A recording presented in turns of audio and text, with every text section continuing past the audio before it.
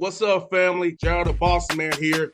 You're tuned into the Bossman Show on AM 1010, AM 1430, 1055 The King. Let the King out at 105theking.com and the Bossman Show at bossmanshow.com. Hit me up on Instagram, The Bossman Show, Twitter at Bossman Show, and Facebook, Bossman Show. It's the Bossman on your radio. Listen to the Bossman Show with your host, JR, Saturdays at 9 a.m. right here on AM 1010, The King. BS3 Network, changing the way you watch TV. Yes, BS3 Network, changing the way you watch TV, covering content and hot topics from A to Z, sports, music, society and culture, movie reviews, you name it, we have it. Check it out on bs3network.com or check us out on Roku, BS3 TV on Roku, as well as check out your favorite podcast on all podcast platforms or Spreaker.com/BS3 Network. You are now tuned to BS3 Network.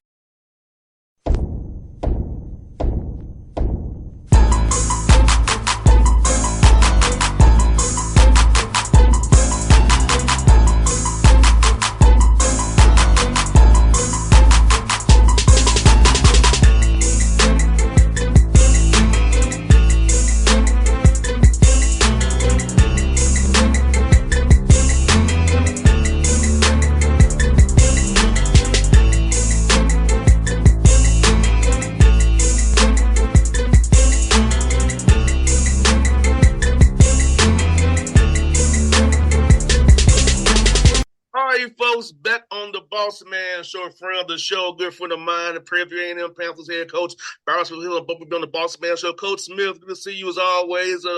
Happy for you because I know you all went to that big dance, and the Lord was with you, Coach. He was very much with you.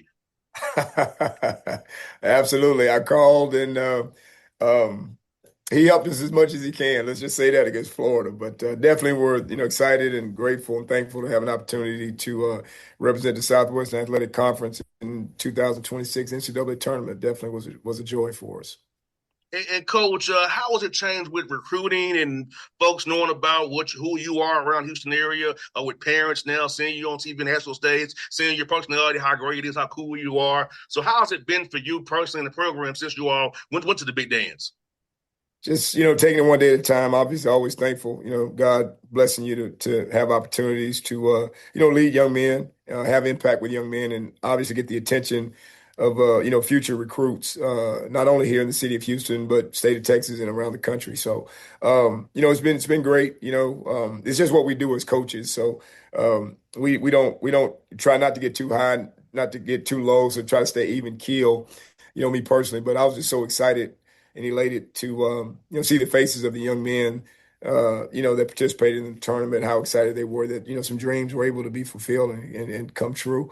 And we're hoping that it'll propel them into a professional career for the ones that want to do it, that'll move on to the next level. And I think some of our guys have a really good opportunity to be able to play beyond Prairie View, which is always the goal, but also to be able to to attract quality student athletes, which we feel like we have for this 26-27 season. We thought we did a really great job. My assistant's done a great job in signing a really, really good class. So we're excited about what we did here for 26, but even more excited about what we potentially can do for 27. And so far for 27, Coach, how are these workouts going so far? Because you had these guys maybe 9-10 months max, so trying to maximize the 19 months you have with them. How's it been going so far? Get these guys to know each other, know you, learn the standard of Prairie View A&M, the culture, and how you want things done, learning that new language of basketball, the Prairie View language of basketball. It's been good. It's been great. This is the first time, we have 12 of our 15 guys that are here for summer workouts, which is great. I think that gives us an opportunity to get off to a really, really good start. Got a couple guys finishing up, some coursework, and they'll be here with us in August. So it's been good. Really excited about the group. They're working hard, learning the culture, learning the lingo, learning the terminology, just learning how we do things here at Prairie View. And this summer, Coach, is it more so offense, defense, a little bit of everything, and the skill development work. I know each team is different, so kind of just team so far. Kind of what you focused on so far is in workouts. More defensive stuff and conditioning and just the pace at how hard we go, how hard we practice, getting them to understand that, moving from one drill to the next, with purpose, with concentration, with focus. We tend to move the offensive stuff, to the back burner when we can get everybody in here. So we don't have to really reteach so much stuff. So been a lot of defensive stuff, a lot of conditioning, and just learning terminology. And like I said, again, at the pace at which we like to try to go at here at Prairie View. And coach, speak that conditioning piece because you all press a lot. You ran very active defensively, and you like to get people off kilter. So talk about having them on the Prairie View. That's nothing. They be in top condition. They got to really get on that track, get on stairs, get in that weight room because you need to last that style you play from November through hopefully again March again. Yeah, it's tough. It's a grind, but once they get used to it. I think they really embrace it, at least the teams that we've had, and we're hoping with the same result with this group that we have this year. Like I say, they're a great group of kids. They're listening. They're like sponges, and they're very, very smart. They pick up on things very, very, very quickly. But we tell them, hey, we learn how we want to play. Work with them, on their nutrition is a big part of it too. It's not just the conditioning, it's the conditioning and the nutrition, what they put in their body to fuel the body. Talk to them about, eating for performance, not eating for comfort. So that's just what we do here. And it seems like this group is off to a really, really, really quick start and embracing what we're asking them to be able to do to have success here with our program for the 26-27 season. And coach, you spot on the nutrition piece. That's so important, the nutrition piece, because a lot of guys don't understand what you just said. Eat for performance. So can you expand on that a little bit more for the young folks I listen to this interview who really need to hear that one more time? Basically, in short, stay away from the sweets. Stay away from a lot of the breads, things like that. And just, really hydrate your body. Obviously fruits, vegetables. It's hard for young people to do that because they feel like they're so invincible. But when you get to this level, I mean, it's important, in the recovery, all that stuff. Nutrition helps with your recovery, and things like that from one day to the next. The majority of them haven't practiced as hard as they're going to practice when they get to the Division I level. No disrespect to high school or junior college or prep school, but it's just a different level. It's a different standard, different expectation. So to be able to go from one day to the next with how intense practices are, you have to put the right stuff in your body to be able to recover. So, we talk to them about it now. We're able to kind of have a little bit more impact and influence once we get into the season, once we start getting on the road and traveling and selecting, what we want for them to be able to eat, kind of monitoring what they put in their body and stuff like that. But making sure we've got water and a lot of fruit around on the bus when we travel and things like that. So, the group last year, I think they really embraced it. And I think that's why they were able to make such a strong finish because they were in great shape. But they were in nutritionally, from a nutritional standpoint, they were in a great space. So we hope that these kids this year will do the same thing so we can hopefully have a chance to make a run for this 26-27 season. Coach Smith, with you all being in the Houston area, talk about the ability of your young guys to get good runs against UH players, get Rice, Houston Baptist, all these, even if you want to come down from Sam Houston, come down your way too. So talk about being in an area where your guys can still get good runs this summer to kind of prepare themselves for the Grand Cup in November.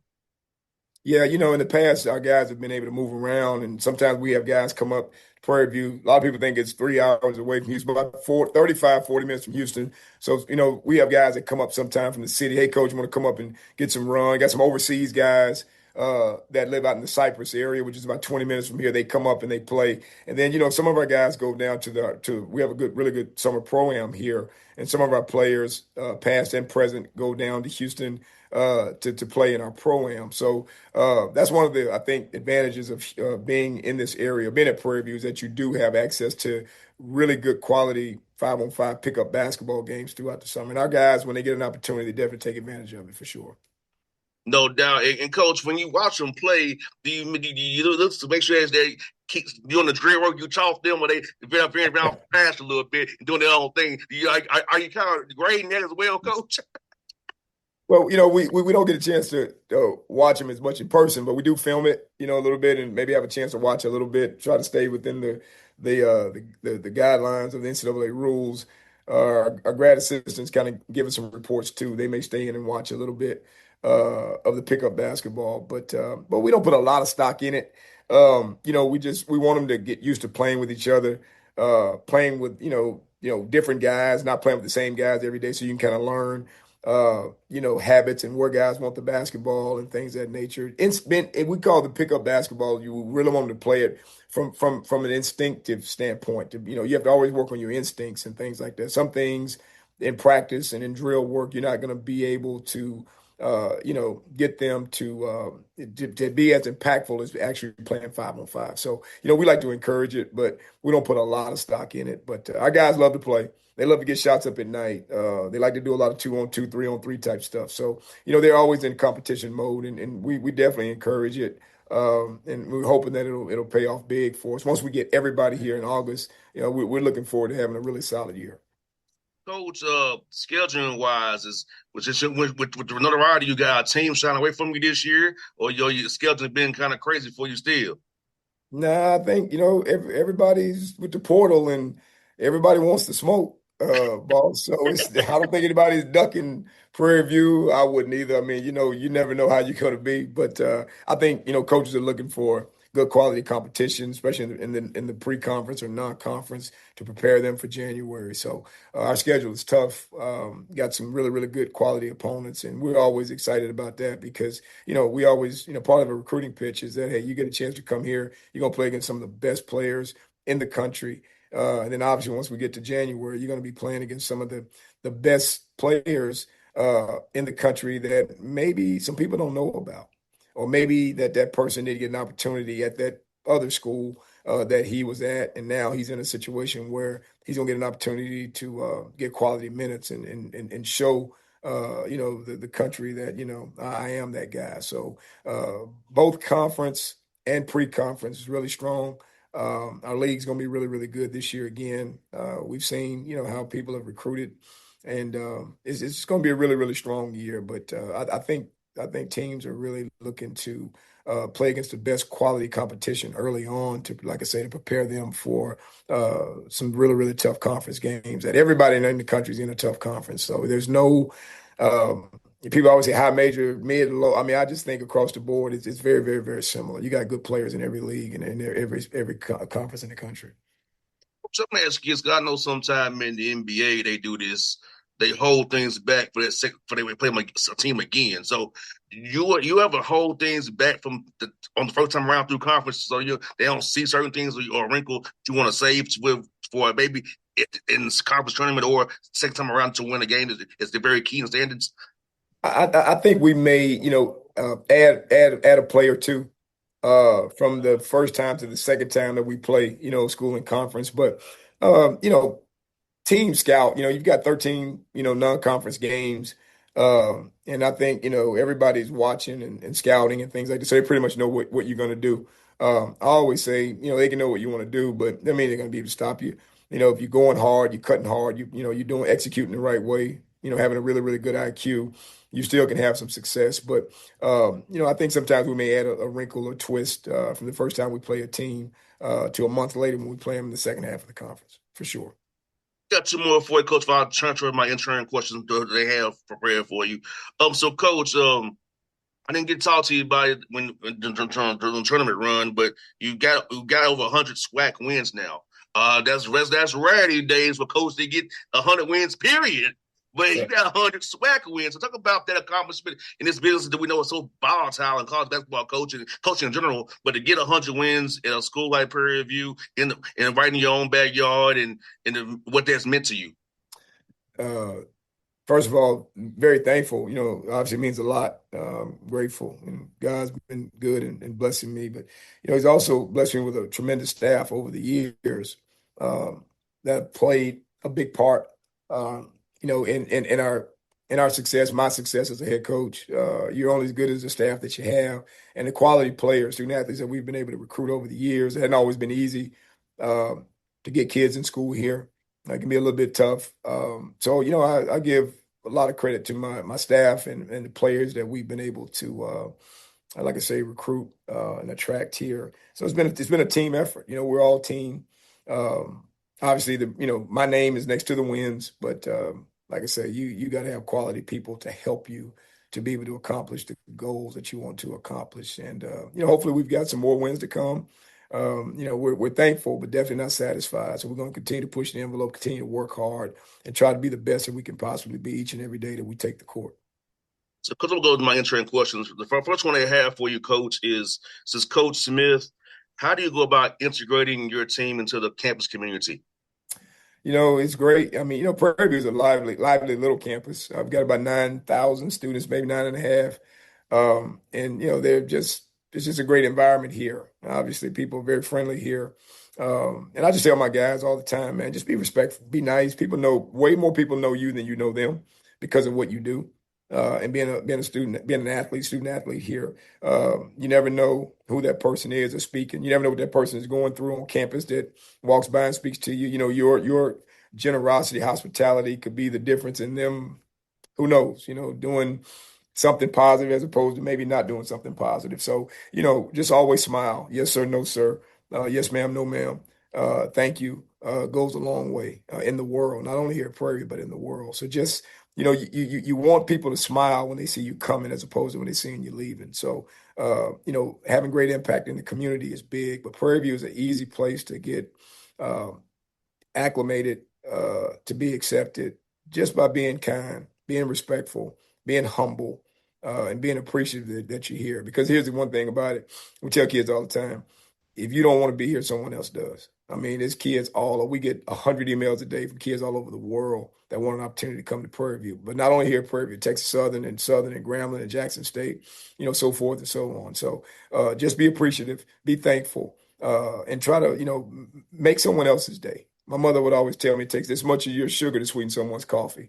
And what she means by that is just to be nice and be kind to people. So that's what we talk to our guys about. And I think we've done a good job in the time that I've been here. That our young men have a great impact here on campus and been very well received. Second one I have for you, Coach, is Coach Smith, what's been the key to your longevity heading into your 12th season? What's been the key to your longevity? We're interested in getting a job that long like you. Just prayer, staying close to God. I know it's cliche, but that's it for me. God has been great to me and the center of my life, and staying close and trying to not so much try to implement what Byron Smith wants to do, but what he has for me to do. Working out a lot. I do that a lot. I have to stay physically fit, but the physical part feeds into the mental part and being able to attack the grind every day. Um, Putting the right stuff in my body, as I'm telling my student athletes, I'm an example of that because I watch what I put in my body and I try to fuel the body to be complete because it's a grind. Trust me, any college coach will tell you it's a grind. There's nothing easy about it. But if you do what you need to do and you prepare yourself on a daily basis, both mentally and physically, you can do it. So, and just encouragement, man. I've had a lot of encouragement from my family, my mother, still living 76 years old back in Louisiana. Talk to her almost every other day. She's the ultimate coach for me. And she's helped me so much. And just family, children, 2 children, Christopher and Kayla, my kids, inspire me a lot because I want them to be proud of their dad. So it's been a lot of things, boss, that's giving me an opportunity to be doing this as long. And just people I work with, have been really solid and supportive and things like that, and have allowed me to be Byron Smith, you know what I mean? And with my personality and stuff, sometimes I'm very passive, quiet. Sometimes I can be a little loud or whatever. So I'm like a box of chocolates. You never know what you're going to get.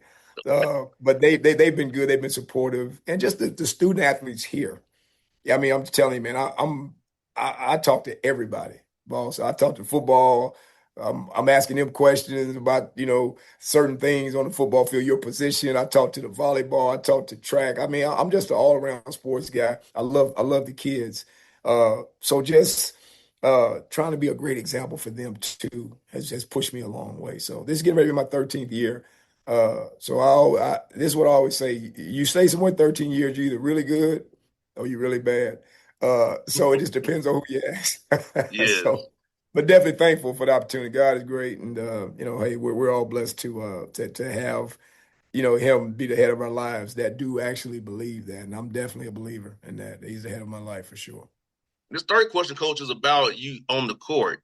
It says, Coach Smith, how do you maintain your voice, the yelling and screaming at referees and players, and still have a voice for the next day? How do you maintain your voice? That's what they want to know, It, Coach. it's tough, man. If we're in November, December, I probably need a microphone, boss, right now because you probably won't be as clear. But I've also allowed my associate head coach, Spencer Robinson, a lot more. He's a lot more involved, so I allow him to yell for me a little bit more now. I think I've finally gotten smart, and he's kind of taking the bull by the horns. I think he's going to be a head coach here pretty soon too, because he's done a great job and really been really really good for me, my right hand.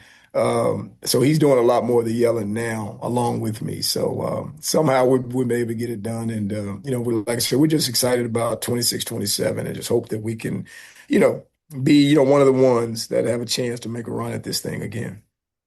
And the fourth question I have for your coach is, how do you go about helping your players who have mental health challenges? That's more now. There's more care about the mental health of student athletes. So how do you go about helping your players when they have issues with their mental?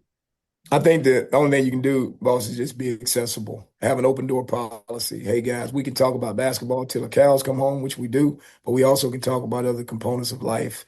And we always say the only dumb question is a question not asked.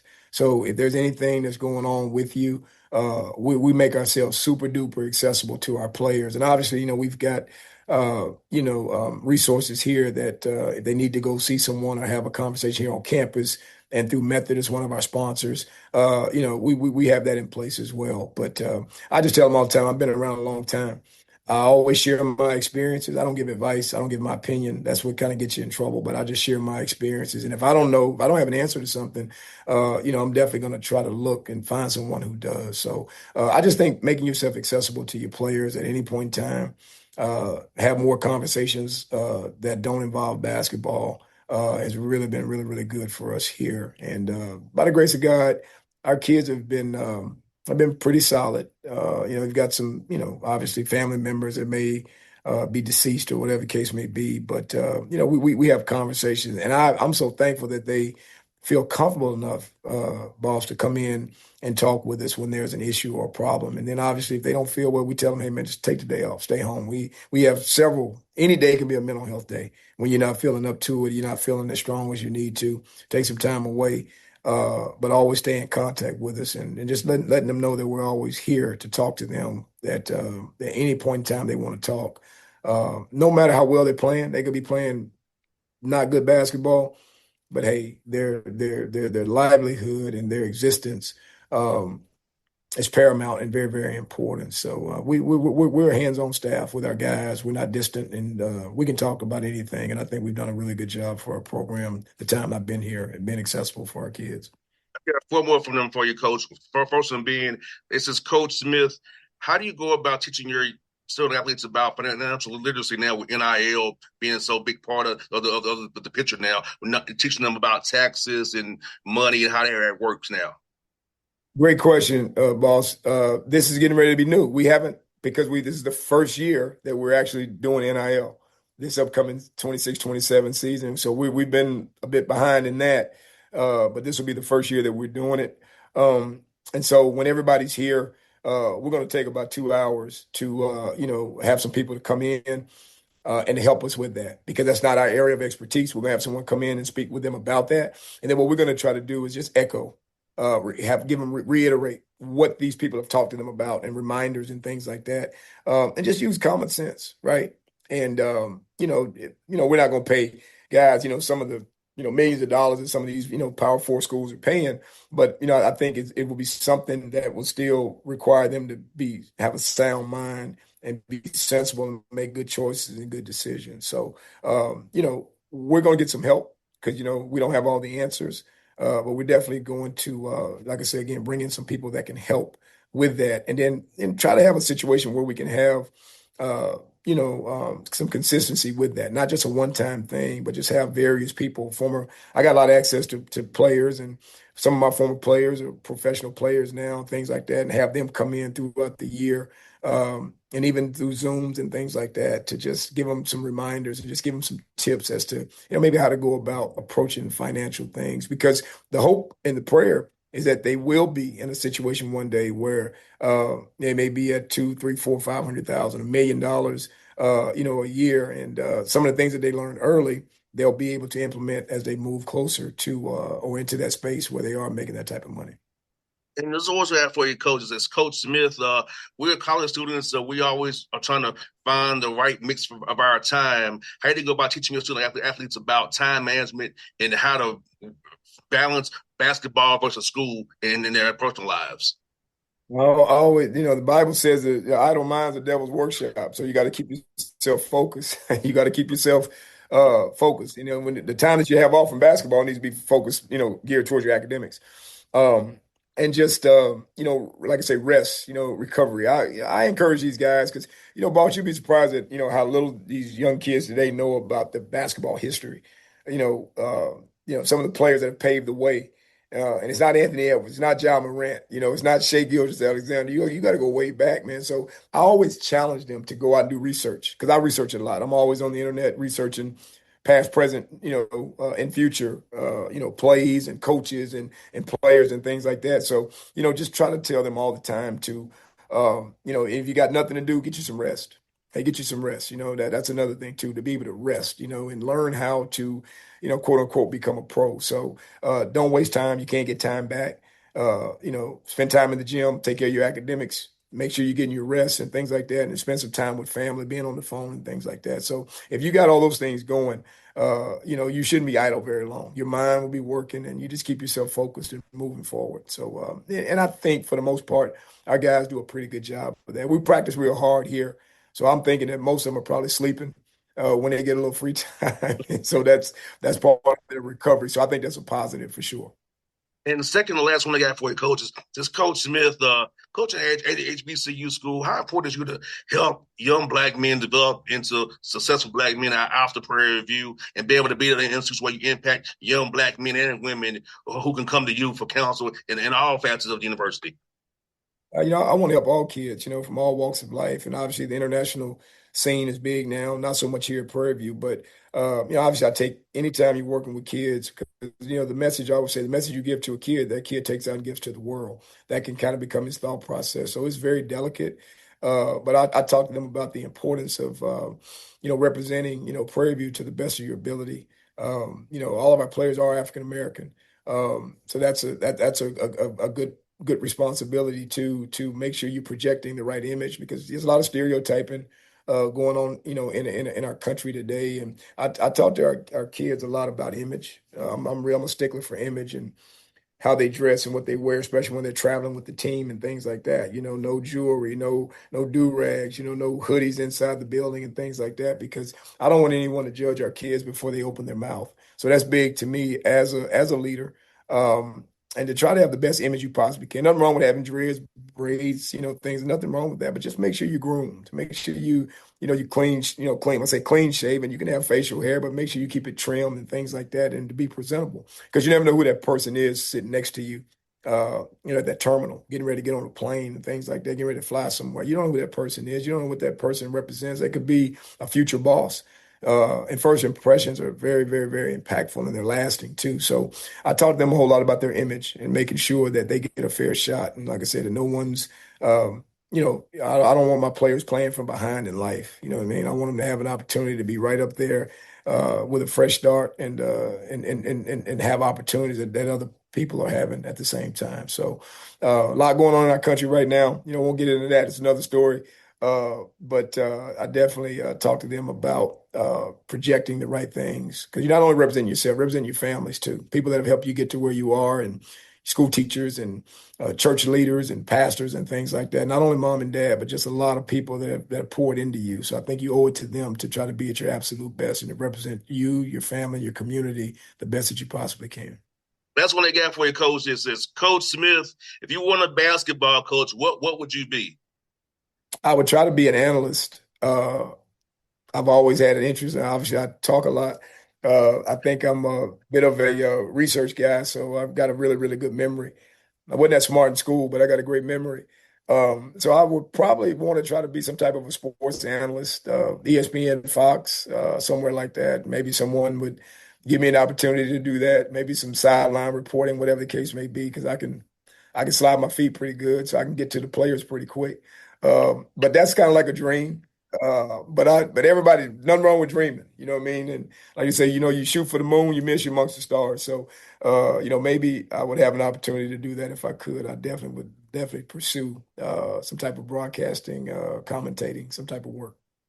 Of course, but they've answered some interest questions. I know they couldn't be here on the line with us today, but thank the Tasers. They've answered the questions for them. They're trying to learn like you, Coach. They're trying to live that media dream like you, Coach. Not a problem. Anything I can do to help young people, I'm all for it. Not a problem. Well, Coach, thank you for your time as always, brother. I'll talk seeing you real soon, Coach. Appreciate you, boss. All the best to you. God bless you, man. You definitely do a great job, and definitely glad to be connected to you now and moving forward, man. I wish you all the best. Same to you, Coach. Appreciate it always, brother. Okay, brother. Be good. BS3 Network. Changing the way you watch TV. Yes, BS3 Network, changing the way you watch TV, covering content and hot topics from A to Z, sports, music, society and culture, movie reviews, you name it, we have it. Check it out on bs3network.com or check us out on Roku, BS3 TV on Roku, as well as check out your favorite podcast on all podcast platforms or Spreaker.com/BS3 Network. You are now tuned to BS3 Network. What's up, family? Jared the Bossman here. You're tuned into the Bossman Show on AM 1010, AM 1430, 1055 The King. Let the King out at 105theking.com and the Bossman Show at bossmanshow.com. Hit me up on Instagram, The Bossman Show, Twitter at Bossman Show, and Facebook, Bossman Show. It's the Bossman on your radio. Listen to The Bossman Show with your host, JR, Saturdays at 9 a.m. right here on AM 1010, The King.